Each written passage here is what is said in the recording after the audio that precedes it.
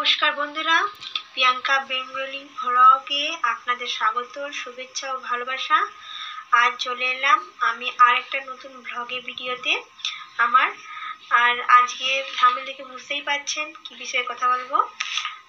আমি কিভাবে হেরে গিয়েছি একটা কাজে, আর সেই কাজটা কিছুটা আপনাদের থাম্বনেলে দিয়েছি, আর পুরোপুরি বিস্তারিতভাবে বলবো। তো দেখা না কিভাবে হেরে গেছি বা কেন হেরে গেছি সেটাই আপনাদের দেখাবো। চলুন দেখে নেওয়া যাক। এখানে দেখতেই পাচ্ছ তোমরা সবাই, এখানে এটা কি বলুন তো, এটা মাশরুম চাষ, যেটা আমি বাড়িতেই করেছিলাম। আর এটা মাশরুম বীজটা নিয়েছিলাম কৃষকের কাছ থেকে, তা চাষ করে সেখান থেকে নিয়েছি। এটা ধানের মাশরুম, যেটা আমি করেছিলাম 15 দিন আগে। আমি এখনও ফুটাটা করিনি, বলেছিল 15 দিন পরে ফুটাটা করতে। আজকে 15 দিন হয়ে গিয়েছে, তাই আজকে আমি ফুটোটা করছি আর আপনাদের দেখাচ্ছি ফুটোটা আমি কিভাবে করেছি। এটা আমার প্রথম এই মাশরুম চাষ, খুব শখের বসেই আমি এটা করেছিলাম বাড়িতে। আর অনেক আশাও করেছিলাম যে এখান থেকে কিছুটা মাশরুম আমি হয়তো তৈরি করতে পারবো।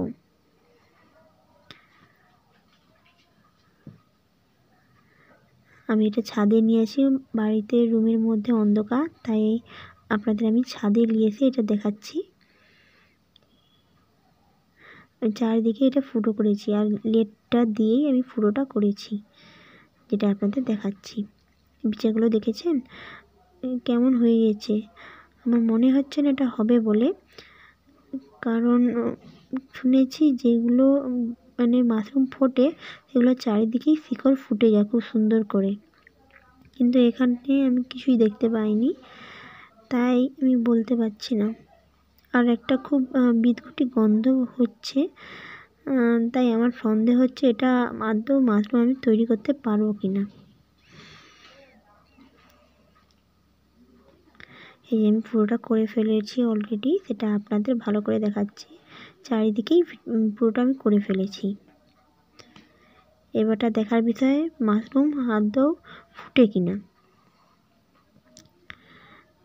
এই যে দেখছেন, এর দ্বিতীয়টাও আমি ফুটো করে ফেলেছি একইভাবে, কিছুটা ছাড়া ছাড়াই আমি পুরোটা করেছি বলে অক্সিজেন পেলেই। আবার এটা দেখুন, আমি এখানেও লেগে পড়তেছি। আজকে আবার নতুন করে শুরু করবো মাশরুম। আরেকবার আমি চেষ্টা করব যদি সফল হতে পারি কিনা। তার জন্য আমি এখানে খড় নিয়েছি আর বটি নিয়েছি, আমি বটিতেই এই খড়টা কুটে নেব। আর আপনাদের দেখাচ্ছি কীভাবে আমি খড়টা কুটে নিয়েছি। এটা ছোটোভাবে এভাবে আমি কুটতে বলেছিল যে যেটা দিয়েছিল সেই নিজেই।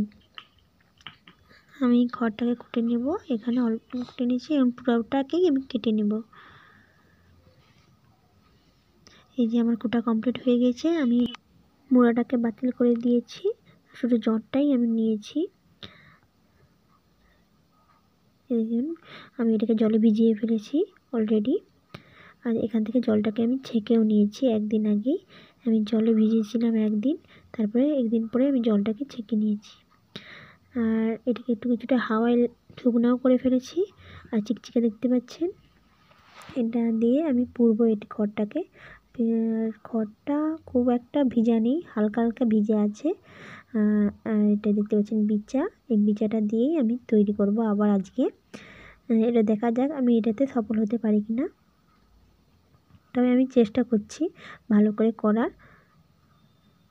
আমি বলতে পারবো না আগেরটা কি হয়েছে কেন হয়নি, তবে আরেকবার চেষ্টা আমি করছি, এটাই আপনাদের আজকে দেখাচ্ছি। এই যে দেখতে পাচ্ছেন আমি চিকচিকের মধ্যে খড়টা দিয়েছি। এবার আমি বিচাটাকে দেব, এই বিচাটাকে দেব।